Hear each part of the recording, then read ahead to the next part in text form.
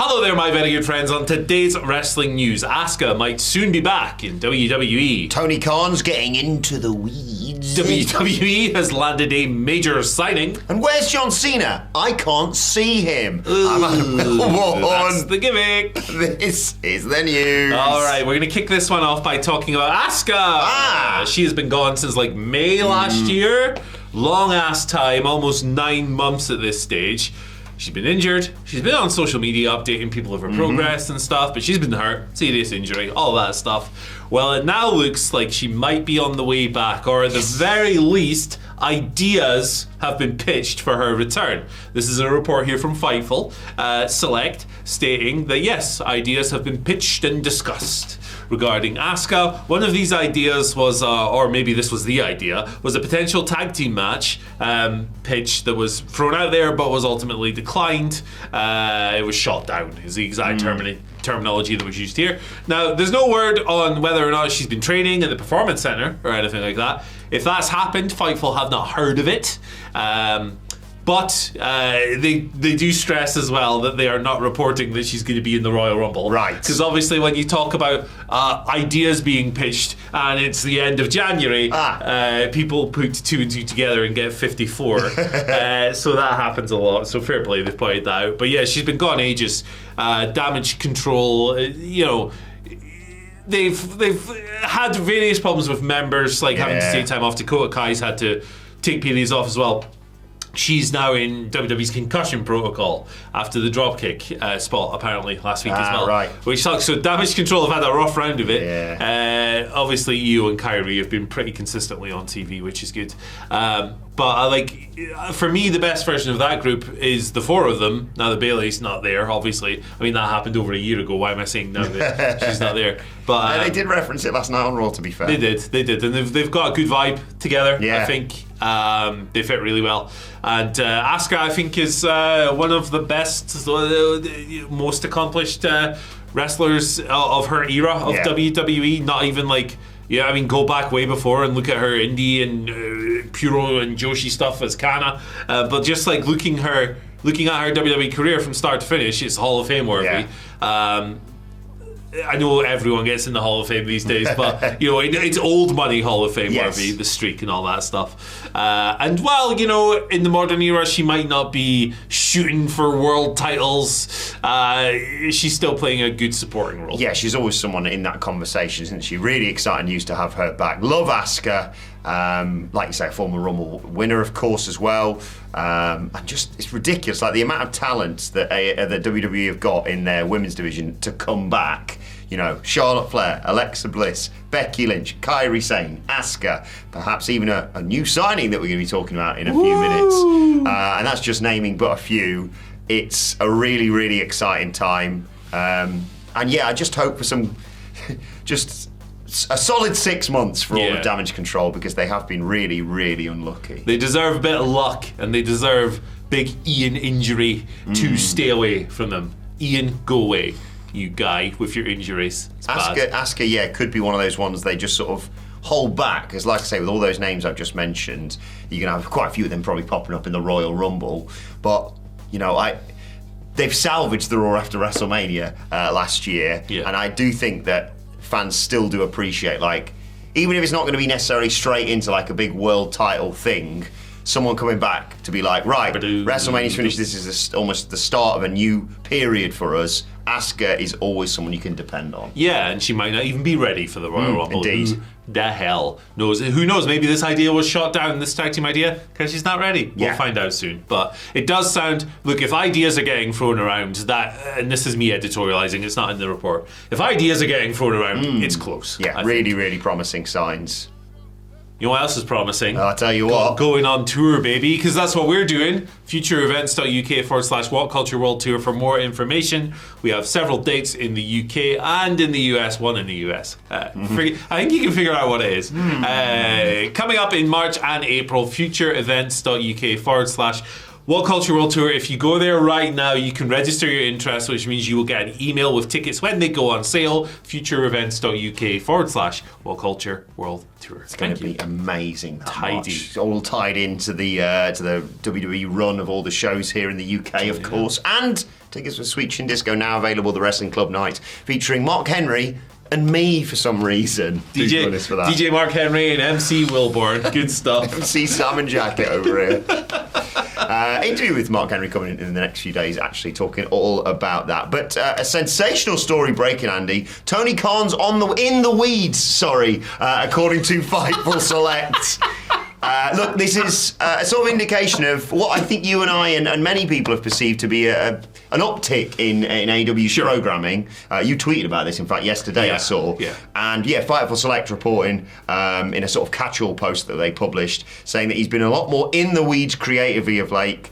This coming off the back of that really good homecoming episode of Collision, which AEW were pumped for, which they felt did really well. Obviously, Timeless Tony Storm came back. You had Hands of Hell, baby. Oh yeah, the debut of Hands of Hell, of course. Shibata took a head bump. Yes, Shibata versus Takeshita, the return of Cool Dad Ange, congratulations to him and Ruby Soho, and Powerhouse Hobbs and Big Bill fighting loads and chucking bricks at each other, basically. It was a really, really fun episode. Me and Sidge actually reviewed it on the podcast yesterday if you want to know our thoughts on that. No word on to the extent to which Tony Khan has been in the weeds or when it all started, but it will be interesting to see how this changes AEW's creative output. I'm going to hand over to you because I think I'm just going to be parroting what you said in your tweet yesterday. Yeah, I mean, Tony Khan being in the weeds could mean he's just down in his garden tending to some legumes that he has sown. Bloody dandelions. Oh no, they've killed all me Brussels sprouts. Because that's how he talks. He's from Yorkshire. It's a great impression. To me, this is good news, right? I really disagree with the idea that AEW needs more writers. I disagree with the idea that he needs to bring in more people to this company to write his TV for him. Which is a very popular talking point whenever creative isn't satisfying people. And look, for full disclosure, I've not been fully into a lot of what's happened on AEW programming since the Devil storyline started. I think there's been a lot of stuff that kind of undermines the original values of this company as like a sport-like alternative or whatever. A lot of sports entertainment-y stuff, which frankly WWE is better at, so stop copying it. But to my point, AEW's first creative peak was the road to Revolution 2020. It came on the back of that terribly received 18th with the Dark Order punches. The 18th of December 2019 episode of Dynamite. The story coming out of that episode of Dynamite, behind the scenes, which Dave Meltzer reported on, was that Tony Khan was taking more creative control in the company because he had too many voices in his ear. Yes. That was December 2019 when the crew of people assisting him was a lot smaller. It was the EVPs, Dean Malenko, Jerry Lynn, Christopher Daniels, I'm sure there's a couple of others I'm forgetting, but it was a much smaller crew. He took more creative control and it resulted in AEW's first peak run, which was January 2020 and February. I would say that another peak run, 2021, with the debuts of Bryan Danielson and Adam Cole all out, and then the run with CM Punk and all that stuff. Obviously the Punk stuff went off the rails eventually, but that was because Kenny Omega tried to steal his dog, which is the narrative that's we what go happened with here. But the bottom line is, in 2024, after All In, Tony Khan in a press conference said there are now, and these are his exact words, like 27 people involved in the creative process. To me, that's too many.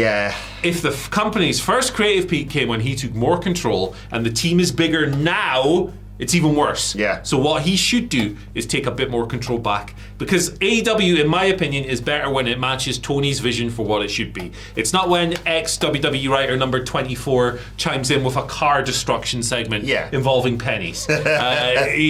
So look, Tony's a busy guy. This is the counterpoint. The counterpoint is that he now has 2 weekly TV shows to write as well as Ring of Honor.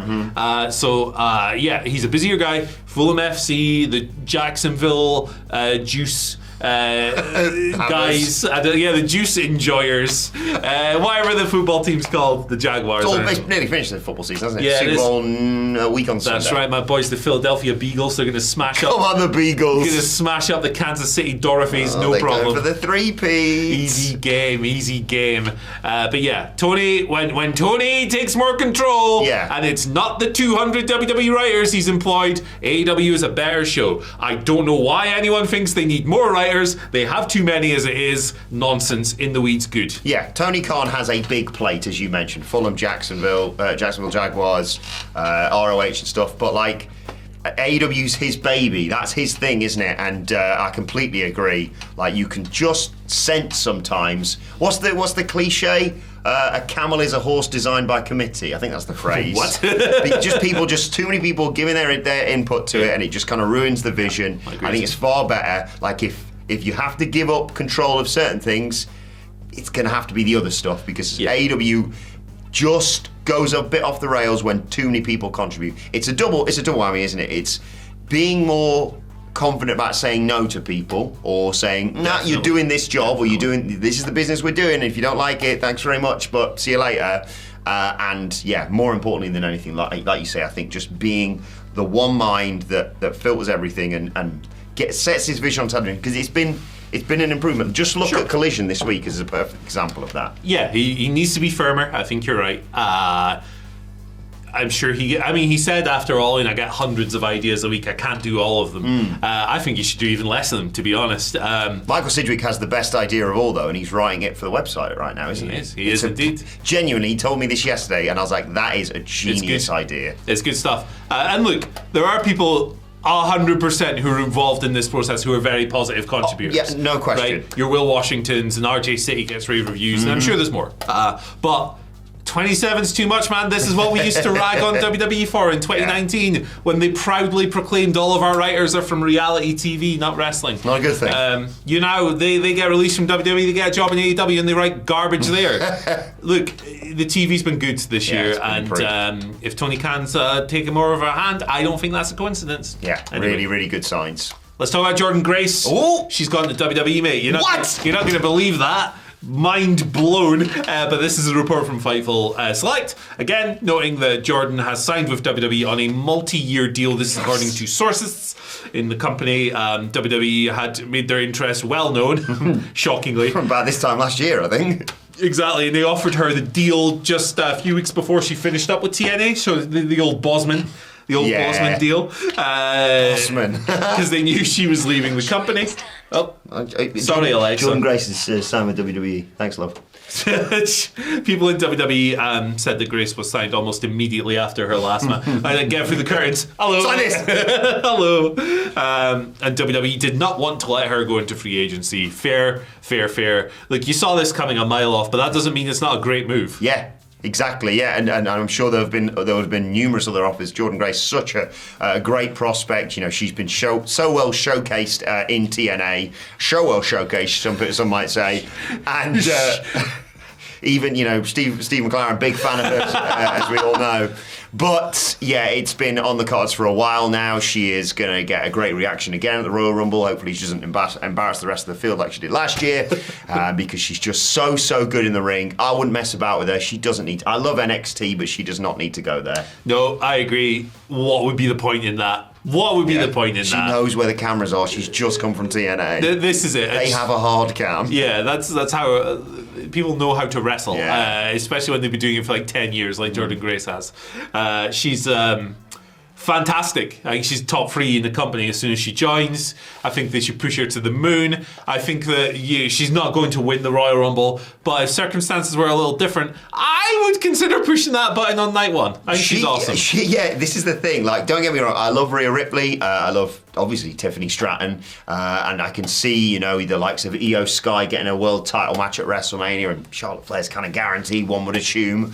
Having said that, there's also a part of my brain that's like, put Jordynne Grace in a women's title match at WrestleMania and put a belt on her straight away. But then I also think that about like Stephanie Vaquer and Julia and people like that. They've got, like I say, such an exciting women's division. WWE. Yeah, exactly. The main roster does need a bit of life. I think these people can give them that life. Yeah, but like a showdown with Nia Jax, for example. That might be the sort of perfect WrestleMania match if you're not putting her in a title match. Giving Nia Jax a Death Valley driver or something. Gee whiz. She's amazing, Jordynne Grace. She is going to be a sensation from Saturday, let's be honest. Yeah, when the buzzer goes. Yeah, really excited for that. And we're going to be doing a live stream for it, we should mention. Yeah, I mean, I might not do it myself. I fall asleep. But I remember the stream when it was me, you and Phil, was it? Yeah. He'd done double duty. You'd done the night before. Was it Punk on...